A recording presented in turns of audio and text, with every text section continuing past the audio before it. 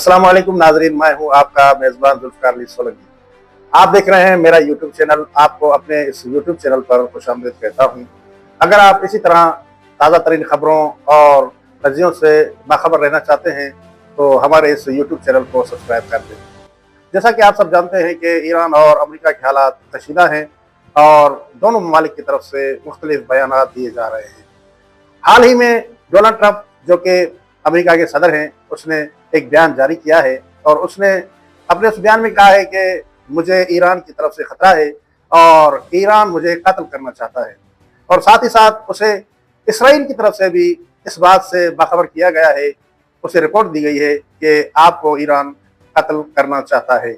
और उसने अपने एक इंटरव्यू में भी ये बात बयान की है कि ईरान से मुझे खतरा है और ईरान कभी मुझे कत्ल कर देगा। तो यहाँ पे कुछ बातें हैं कि जिन बातों की तरफ तवज्जो करना जरूरी है। पहली बात यह है कि सबसे पहले जो खबर डोनाल्ड ट्रंप को दी गई इस बारे में, वो इसराइल की तरफ से दी गई। इसराइल ने उसे कहा कि आपको खतरा है ईरान की तरफ से। अगर गौर किया जाए तो इसराइल कभी भी नहीं चाहेगा कि ईरान और अमेरिका के हालात बेहतर हों और उनके दरमियान में सुलह और सफाई हो जाए, बल्कि इसराइल तो ये चाहेगा कि ईरान और अमेरिका के दरमियान में कशीदगी रहे। और जब ईरान और अमेरिका के दरमियान में कशीदगी होगी तो उसका नुकसान पूरी दुनिया को होगा और पूरी दुनिया में पेट्रोल और दूसरी चीज़ें महंगी हो जाएंगी। तो इसी वजह से पाकिस्तान में भी आपने देखा कि हाल ही में पेट्रोल बहुत महंगा हो गया है।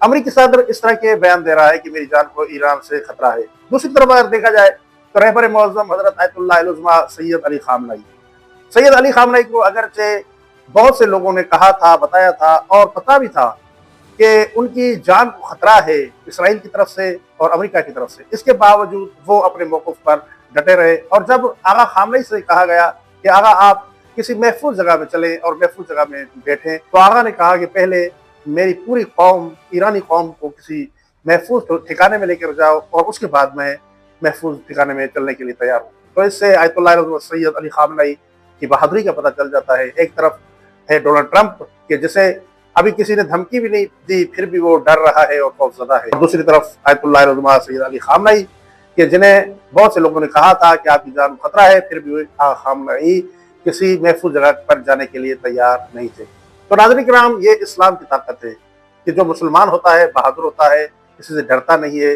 बल्कि अपने मौक़िफ़ पर डटा रहता है और तालीमात इस्लाम पर अमल करता है। अब सवाल यह है कि डोनाल्ड ट्रंप को इस तरह के वहम और ख्यालात क्यों आ रहे हैं। उसका असल सबब और उसकी वजह यह है कि वो बहुत खौफज़दा है, इस वक्त खौफ के आलम में है और बहुत खौफज़दा है।